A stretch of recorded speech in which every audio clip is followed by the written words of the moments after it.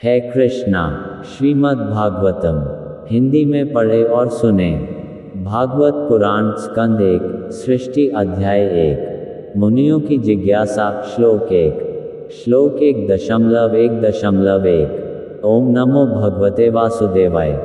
जन्माद्यस्य यतोऽन्वयादितृतश्चार्थेष्वभिज्ञ स्वराट तेने ब्रह्म हृदय आदिकवये मुह्यन्ति यत्सूरय तेजोवारिमृदा यथा विनिमयो यत्र त्रिसर्गो मृषा धाम्ना स्वेन सदा निरस्तकुहकं सत्यम पर धीमहि। 1 शब्दार्थ ओम हे प्रभु नमः नमस्कार है भगवते भगवान को, वासुदेवाय वासुदेव वसुदेव पुत्र या आदि भगवान श्री कृष्ण को। जन्म आदि उत्पत्ति पालन तथा संहार अस्य प्रकट ब्रह्मांडों का यत जिनसे अन्वयात प्रत्यक्ष रूप से इतरत अप्रत्यक्ष रूप से च तथा अर्थेषु उद्देश्यों में अभिज्ञ पूर्ण रूप से अवगत स्वराट पूर्ण रूप से स्वतंत्र तेने प्रदान किया ब्रह्म वैदिक ज्ञान हृदय की चेतना यह जो आदि कवये प्रथम सर्जित जीव के लिए मुह्यंती मोहित होते हैं यत जिनके विषय में सूर्य बड़े बड़े मुनि तथा देवता तेज अग्नि वारी जल मृदाम पृथ्वी यथा जिस प्रकार विनिमय क्रिया प्रतिक्रिया यत्र जहाँ पर त्रिसर्ग सृष्टि के 3 गुण सृष्टिकारी शक्तियाँ अमृषा सत्यवत धामना समस्त दिव्य सामग्री के साथ स्वयं अपने से सदा सदैव निरस्त अनुपस्थिति के कारण त्यक्त कुहकम मोह को सत्यम सत्य को परम परम धीमहि मैं ध्यान करता हूँ। अनुवाद हे प्रभु हे वसुदेव पुत्र श्री कृष्ण हे सर्वव्यापी भगवान मैं आपको सादर नमस्कार करता हूँ। मैं भगवान श्री कृष्ण का ध्यान करता हूँ क्योंकि वे परम सत्य हैं और व्यक्त ब्रह्मांडों की उत्पत्ति पालन तथा संहार के समस्त कारणों के आदि कारण हैं। वे प्रत्यक्ष तथा अप्रत्यक्ष रूप से सारे जगत से अवगत रहते हैं और वे परम स्वतंत्र हैं क्योंकि उनसे परे अन्य कोई कारण है ही नहीं। उन्होंने ही सर्वप्रथम आदि जीव ब्रह्मा जी के हृदय में वैदिक ज्ञान प्रदान किया। उन्हीं के कारण बड़े बड़े मुनि तथा देवता उसी तरह मोह में पड़ जाते हैं जिस प्रकार अग्नि में जल या जल में स्थल देखकर कोई माया के द्वारा मोहग्रस्त हो जाता है। उन्हीं के कारण ये सारे भौतिक ब्रह्मांड जो प्रकृति के 3 गुणों की प्रतिक्रिया के कारण अस्थायी रूप से प्रकट होते हैं वास्तविक लगते हैं जबकि ये अवास्तविक होते हैं। अतः मैं उन भगवान श्री कृष्ण का ध्यान करता हूँ जो भौतिक जगत के भ्रामक रूपों से सर्वथा मुक्त अपने दिव्य धाम में निरंतर वास करते हैं। मैं उनका ध्यान करता हूँ क्योंकि वे ही परम सत्य हैं। तात्पर्य भगवान वासुदेव को नमस्कार करना प्रत्यक्ष रूप से वसुदेव तथा देवकी के दिव्य पुत्र भगवान श्री कृष्ण को इंगित करता है। इस तथ्य की अधिकाधिक व्याख्या इस ग्रंथ में सुस्पष्ट रूप से की जाएगी। यहाँ पर श्री व्यासदेव दृढ़तापूर्वक कहते हैं कि श्री कृष्ण ही आदि भगवान हैं और अन्य सभी रूप उनके प्रत्यक्ष या अप्रत्यक्ष पूर्णांश या अंशांश हैं। श्री जीव गोस्वामी ने अपनी कृति कृष्ण संदर्भ में इस विषय की विशद व्याख्या की है और आदि जीव ब्रह्मा ने अपने ग्रंथ ब्रह्म संहिता में श्री कृष्ण विषय की यथेष्ट व्याख्या की है।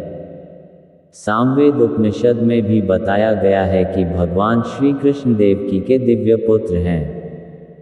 इसीलिए इस स्तुति का ये पहला कथन बताता है कि भगवान श्री कृष्ण आदि भगवान हैं। यदि परम भगवान किसी दिव्य नाम से जाने जा सकते हैं तो वह कृष्ण शब्द ही होना चाहिए जिसका अर्थ है सर्वाकर्षक।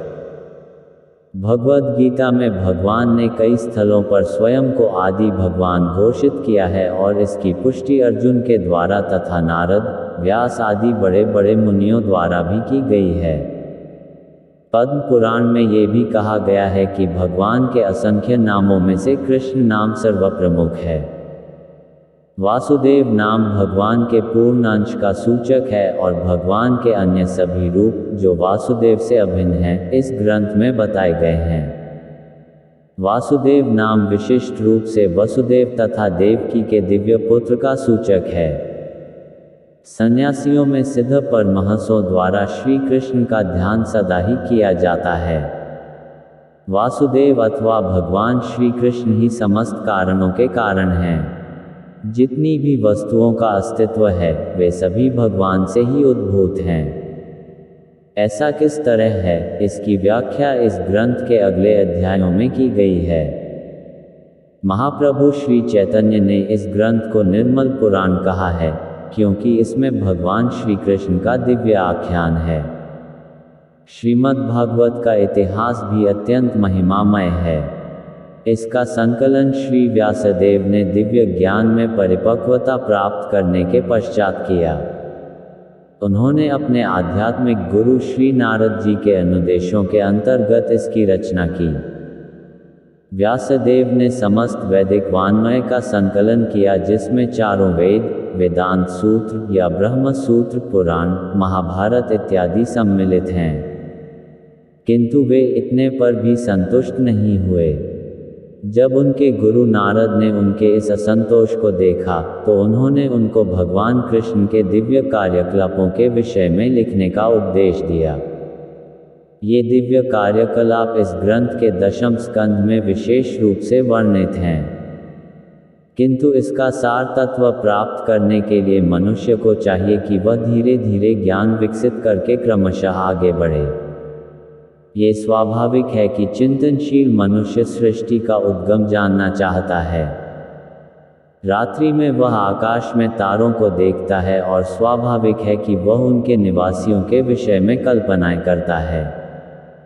ऐसी जिज्ञासा मनुष्य के लिए स्वाभाविक है, क्योंकि उसकी चेतना विकसित है, जो पशुओं की तुलना में उच्च है। श्रीमद् भागवतम के रचयिता ऐसी जिज्ञासाओं का सीधा उत्तर देते हैं। वे कहते हैं कि भगवान श्री कृष्ण समस्त सृष्टियों के उद्गम हैं। वे न केवल ब्रह्मांड के सृष्टा हैं, वरन उसके संहर्ता भी हैं। इस दृश्य जगत की उत्पत्ति भगवान की इच्छा से किसी काल में होती है, कुछ काल तक इसका परिपालन होता है और तब उनकी ही इच्छा से इसका संहार हो जाता है। अतएव समस्त जागतिक कार्यों के पीछे उनकी परम इच्छा रहती है। निस्संदेह ऐसे अनेक नास्तिक हैं जो सृष्टा पर विश्वास नहीं करते, किंतु वे अज्ञान के कारण ऐसा करते हैं। उदाहरणार्थ, आधुनिक विज्ञानी ने अंतरिक्ष उपग्रह बनाए हैं, जिन्हें किसी न किसी युक्ति से बाह्य आकाश में प्रक्षिप्त किया जाता है और दूर बैठे विज्ञानी के निर्देश से ये कुछ काल तक आकाश में उड़ते रहते हैं। इसी प्रकार असंख्य तारों तथा ग्रहों से युक्त सारे ब्रह्मांड भगवान की बुद्धि द्वारा नियंत्रित होते हैं। वैदिक साहित्य में ये कहा गया है कि परम सत्य पुरुषोत्तम भगवान समस्त पुरुषों में प्रधान हैं। प्रथम सृजित जीव ब्रह्मा से लेकर एक छोटी से छोटी चींटी तक सारे जीव ही जीव हैं। ब्रह्मा से ऊपर भी अपनी अपनी क्षमताओं वाले अन्य व्यक्तित्व हैं और भगवान भी ऐसे ही व्यक्तित्व हैं। जिस तरह अन्य जीव व्यक्ति हैं, उसी तरह भगवान भी एक व्यक्ति हैं। किंतु परमेश्वर या परम पुरुष में उत्कृष्टतम बुद्धि होती है और उनमें विभिन्न प्रकार की श्रेष्ठतम अचिंत्य शक्तियां होती हैं।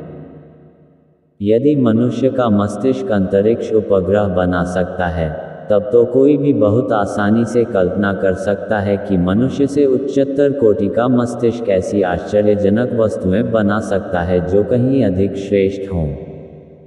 विचारवान व्यक्ति इस तर्क को आसानी से स्वीकार कर लेगा, किंतु कुछ ऐसे कट्टर नास्तिक होते हैं जो इससे कभी सहमत नहीं होंगे। श्री व्यासदेव परम बुद्धिमान को परमेश्वर रूप में पूरी तरह स्वीकार करते हैं और इस परम बुद्धिमान को परमेश्वर या पूर्ण पुरुषोत्तम भगवान के रूप में संबोधित करते हुए नमस्कार करते हैं।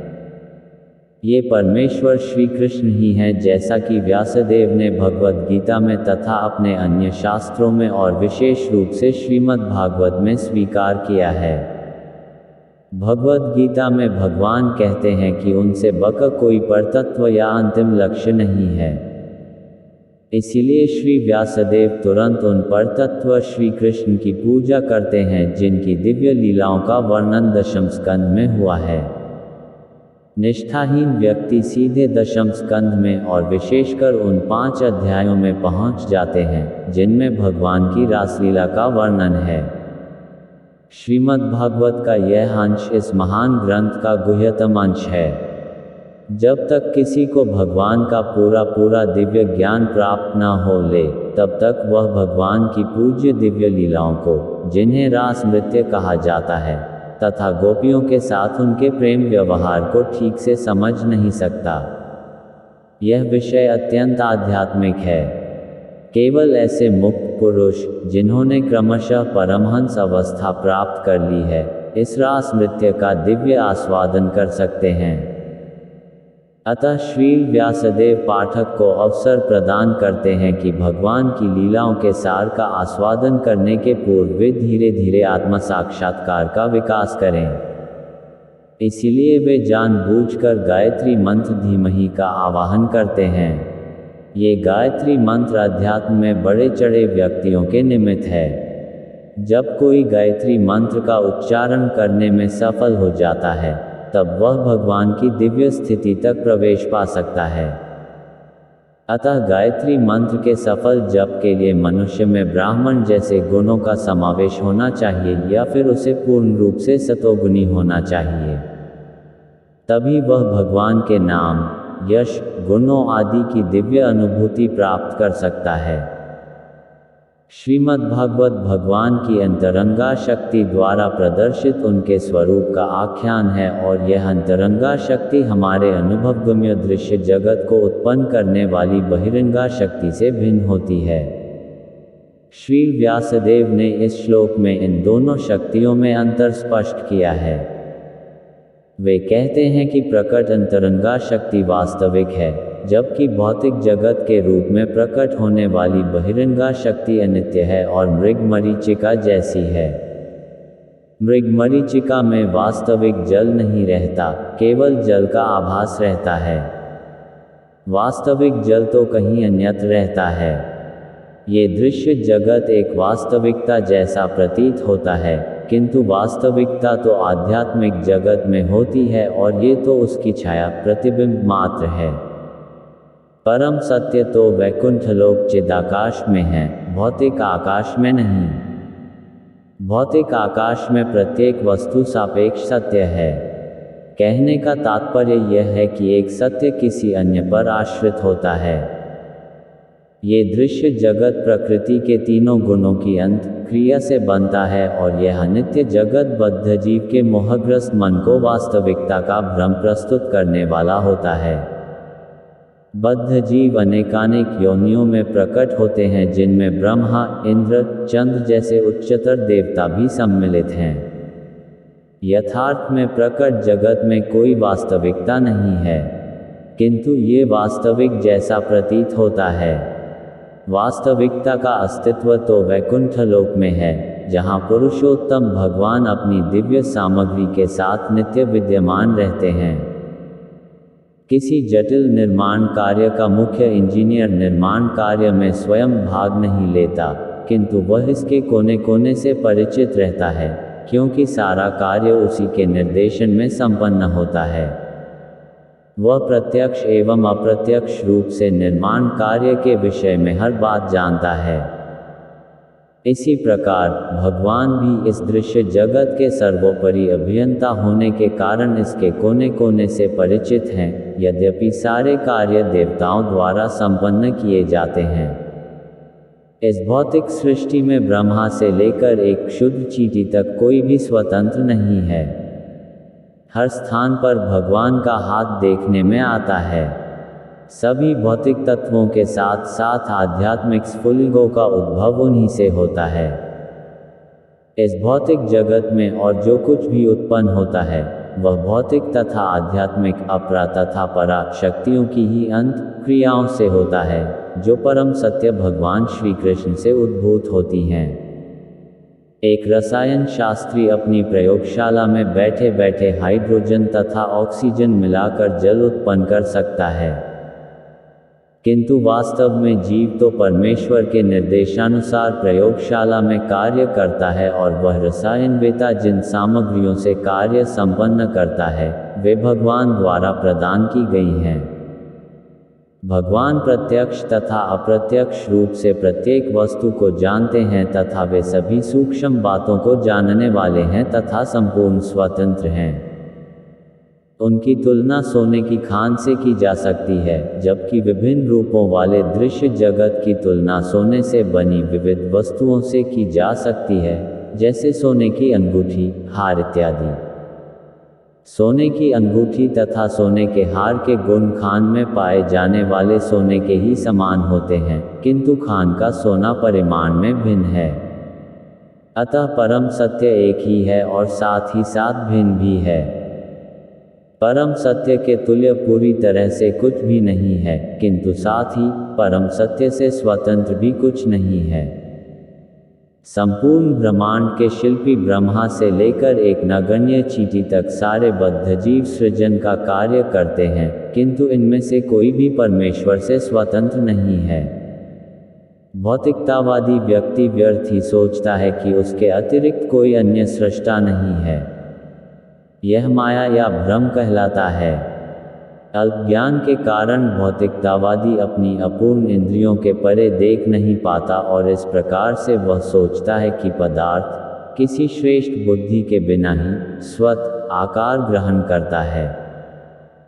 किंतु श्री व्यासदेव ने इस श्लोक में इसका खंडन किया है। चूंकि परम पूर्ण या परम सत्य प्रत्येक वस्तु के उद्गम है, अतः परम सत्य के शरीर से स्वतंत्र कोई भी वस्तु नहीं हो सकती है।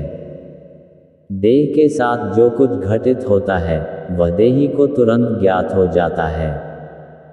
इसी प्रकार यह सृष्टि उस परम पूर्ण का शरीर है, अतः इस सृष्टि में जो कुछ घटित होता है उसे वे प्रत्यक्ष एवं अप्रत्यक्ष रूप से जानते हैं। श्रुति मंत्र में ये भी कहा गया है कि परम पूर्ण या ब्रह्म समस्त वस्तुओं का चरम उद्गम है। प्रत्येक वस्तु उन्हीं से उद्भूत है, उन्हीं के द्वारा पालित है और अंत में उन्हीं में प्रवेश कर जाती है। यही प्रकृति का नियम है। स्मृति मंत्र में इसी की पुष्टि की गई है। ये कहा गया है कि ब्रह्मा के कल्प के प्रारंभ में जिस उद्गम से सारी वस्तुएं उद्भूत होती हैं और अंततः जिस आकार में वे प्रवेश करती हैं, वह परम सत्य या ब्रह्म है। भौतिक विज्ञानी यह मानकर चलते हैं कि ग्रह मंडल का उद्गम सूर्य है, किंतु वे सूर्य का उद्गम नहीं बता पाते। यहाँ पर इस चरम उद्गम की व्याख्या की गई है। वैदिक वाङ्मय के अनुसार ब्रह्मा, जो सूर्य के तुल्य माने जा सकते हैं, परम सृष्टा नहीं हैं।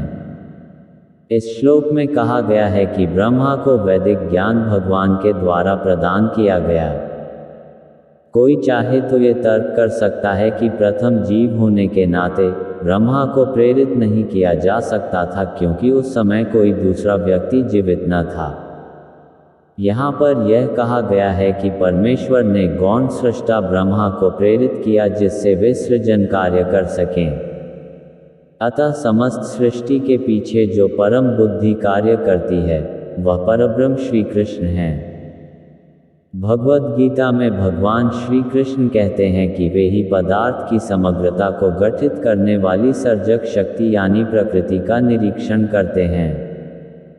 अतएव श्री व्यासदेव ब्रह्मा की नहीं अपितु परमेश्वर की पूजा करते हैं, जो सृष्टि कार्यों में ब्रह्मा का मार्गदर्शन करने वाले हैं। इस श्लोक में अभिज्ञ तथा स्वराट शब्द महत्वपूर्ण हैं। ये दो शब्द परमेश्वर और अन्य सभी जीवों में अंतर बताते हैं।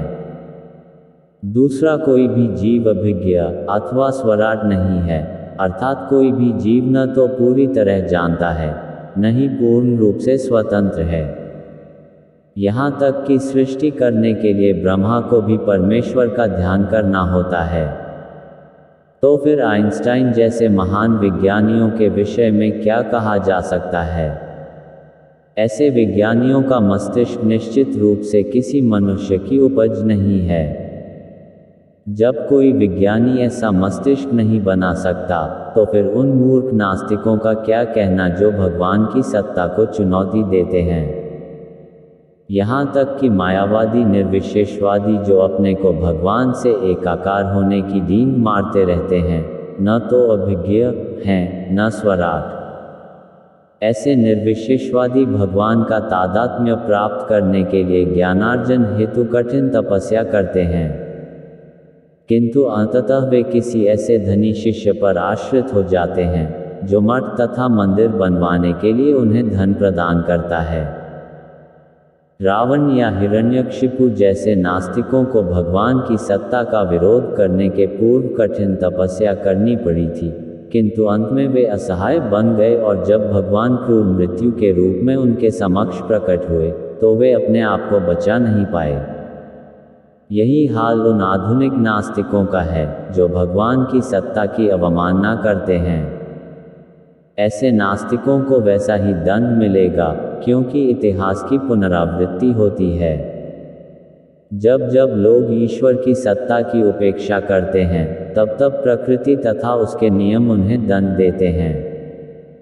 इसकी पुष्टि भगवद गीता के इस सुप्रसिद्ध श्लोक द्वारा भी होती है, यदा यदा ही धर्मस्य ग्लानि, जब जब धर्म की हानि होती है और अधर्म की वृद्धि होती है, तब तब हे अर्जुन, मैं स्वयं अवतरित होता हूँ। भगवद गीता 4:7 परमेश्वर परम पूर्ण है, इसकी पुष्टि समस्त श्रुति मंत्रों द्वारा होती है। श्रुति मंत्रों में ही कहा गया है कि परम पूर्ण भगवान ने पदार्थ के ऊपर दृष्टि फेरी तो सारे जीव उत्पन्न हो गए। ये जीव भगवान के अंश रूप हैं। वे ही इस विशाल भौतिक सृष्टि को आध्यात्मिक स्फुलिंग रूपी बीज से आविष्ट करते हैं और इस प्रकार सृजनात्मक शक्तियां चालू हो जाती हैं, जिससे अनेक आश्चर्यजनक सृष्टियां उत्पन्न होती हैं। नास्तिक ये तर्क कर सकता है कि ईश्वर घड़ीसाज से अधिक पटु नहीं है, किंतु ईश्वर इससे अधिक पटु होते हैं, क्योंकि वे मशीनों के नर तथा मादा दोनों रूपों को उत्पन्न कर सकते हैं। फिर ये विविध नर मादा मशीनें ईश्वर के आदेश की प्रतीक्षा किए बिना अपनी जैसी असंख्य मशीनें उत्पन्न करती जाती हैं। यदि मनुष्य ऐसी मशीन का जोड़ा बना सके जो उसके अनदेखे ही अन्य मशीनें उत्पन्न कर सके, तब जाकर वह ईश्वर की बुद्धि के पास पहुंच सकता है। किंतु ऐसा संभव नहीं, क्योंकि प्रत्येक मशीन पर अलग अलग कार्य करना होता है। अतः ईश्वर की तरह कोई भी व्यक्ति सृजन नहीं कर सकता। ईश्वर का अन्य नाम असमोर्ध्व है, जिसका अर्थ है कि कोई न तो उनके तुल्य है, न उनसे बका है। पर सत्यम वे हैं जिनके न तो कोई समतुल्य है न उनसे श्रेष्ठ। इसकी पुष्टि श्रुति मंत्रों में की गई है। ऐसा कहा गया है कि इस भौतिक ब्रह्मांड की उत्पत्ति के पूर्व भगवान ही विद्यमान थे, जो हर किसी के स्वामी हैं। उन्होंने ही ब्रह्मा को वैदिक ज्ञान का उपदेश किया। इन्हीं भगवान की आज्ञा सब प्रकार से पालनीय है। जो कोई भव बंधन से छूटना चाहता है, उसे उनकी शरण में जाना होगा। इसकी पुष्टि भगवद गीता में भी की गई है।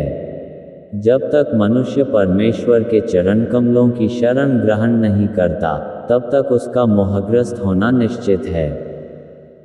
जब कोई बुद्धिमान पुरुष कृष्ण के चरणारविंद की शरण ग्रहण करके कृष्ण को समस्त कारणों का कारण मान लेता है, जैसा कि भगवद गीता में भी कहा गया है, तभी वह व्यक्ति महात्मा बन सकता है। किंतु ऐसे महात्मा यदा कदा ही दिखते हैं। केवल ऐसे महात्मा समझ सकते हैं कि भगवान ही समस्त सृष्टियों के आदि कारण हैं। वे परम या परम सत्य हैं, क्योंकि अन्य सारे सत्य उनसे जुड़े हुए हैं। वे सर्वज्ञ हैं, उनके लिए कोई मोह नहीं होता। कुछ मायावादी विद्वान तर्क करते हैं कि श्रीमद् भागवत की रचना श्री व्यासदेव ने नहीं की, और इन्हीं में कुछ लोग अपने विचार रखते हैं कि यह ग्रंथ आधुनिक रचना है और वोपदेव नामक किसी व्यक्ति ने लिखा है। ऐसे व्यर्थ के तर्कों का खंडन करते हुए श्री श्रीधर स्वामी कहते हैं कि कई प्राचीनतम पुराणों में भागवतम का उल्लेख हुआ है। भागवत का पहला श्लोक गायत्री मंत्र से प्रारंभ होता है। इसका उल्लेख प्राचीनतम पुराण मत्स्य पुराण में है। उस पुराण में भागवत में आए गायत्री मंत्र का उल्लेख करते हुए कहा गया है कि आध्यात्मिक उपदेशों से युक्त अनेक कथाएं हैं जो गायत्री मंत्र से प्रारंभ होती हैं और उसमें वृत्रासुर का इतिहास दिया गया है। ये भी उल्लेख है कि जो कोई पूर्णमासी के दिन इस महान ग्रंथ का दान करता है उसे जीवन की सर्वोच्च सिद्धि प्राप्त होती है और वह भगवान के धाम वापस जाता है। अन्य पुराणों में भी भागवत का संदर्भ आया है, जिसमें ये स्पष्ट कहा गया है कि यह ग्रंथ 12 स्कंधों में पूर्ण हुआ है, जिसमें 18,000 श्लोक हैं। पद्म पुराण में भी गौतम तथा महाराज अम्बरीश की वार्ता में भागवत का उल्लेख हुआ है। वहां पर राजा को उपदेश दिया गया है कि यदि वे भवबंधन से मोक्ष चाहते हैं तो नियमित रूप से श्रीमद् भागवत का पाठ करें। ऐसी परिस्थितियों के अंतर्गत भागवत की प्रामाणिकता असंदिग्ध है। विगत 500 वर्षों में अनेक प्रकांड विद्वानों तथा आचार्यों यथा जीव गोस्वामी, सनातन गोस्वामी, विश्वनाथ चक्रवर्ती, वल्लभाचार्य तथा चैतन्य महाप्रभु के पश्चात भी अन्य अनेक प्रसिद्ध विद्वानों ने भागवत पर विशद टीकाएं की हैं। ऐसे में गंभीर अध्येता को चाहिए कि दिव्य उपदेशों के अधिक आस्वादन के लिए इन सब का अध्ययन करे। श्री विश्वनाथ चक्रवर्ती ठाकुर ने मौलिक तथा शुद्ध यौन मनोविज्ञान आदि रस की विशेष विवेचना की है, जो समस्त भौतिक उन्माद से रहित है। ये सारी भौतिक सृष्टि विषयी जीवन के सिद्धांत के आधार पर गतिशील है। आधुनिक सभ्यता में विषयी जीवन ही सारे कार्यकलापों का केंद्र बिंदु है। जिधर भी कोई अपना मुख मोड़ता है, उधर उसे विषयी जीवन का प्राधान्य देखने को मिलता है। अतः विषयी जीवन अवास्तविक नहीं है। इसकी वास्तविकता आध्यात्मिक जगत में अनुभव की जाती है। भौतिक विषयी जीवन तो मौलिक तथ्य का विकृत प्रतिबिंब मात्र है। वास्तविक तथ्य तो परम सत्य में है, अतः परम सत्य कभी निराकार नहीं हो सकता। निराकार रहते हुए शुद्ध यौन जीवन रख पाना संभव नहीं है। फलस्वरूप निर्विशेषवादी चिंतकों ने गर्हित सांसारिक विषयी जीवन को अप्रत्यक्ष प्रोत्साहन दिया है, क्योंकि उन्होंने परम सत्य की निराकारता, निर्विशेषता पर अत्यधिक बल दिया है। इसीलिए काम के वास्तविक आध्यात्मिक रूप को न जानने के कारण मनुष्यों ने विकृत भौतिक विषयी जीवन को ही सब कुछ मान रखा है। रुग्ण भौतिक अवस्था के विषयी जीवन तथा आध्यात्मिक विषयी जीवन में अंतर है। ये श्रीमद्भागवत पूर्वाग्रह रहित पाठक को धीरे धीरे अध्यात्म की पूर्णावस्था तक ले जाने वाला है। यह मनुष्य को भौतिक कार्यों के 3 प्रकार सकौम कर्म, काल्पनिक दर्शन तथा कार्यकारी देवताओं की पूजा से ऊपर उठाने में सक्षम बनाएगा, जिनका विधान वैदिक श्लोकों में है। All glories to Srila Prabhupada. All glories to Vaishnav Bhakt Vrind. Hare Krishna Krishna Krishna Hare Hare, Hare Ram Ram Ram Hare Hare.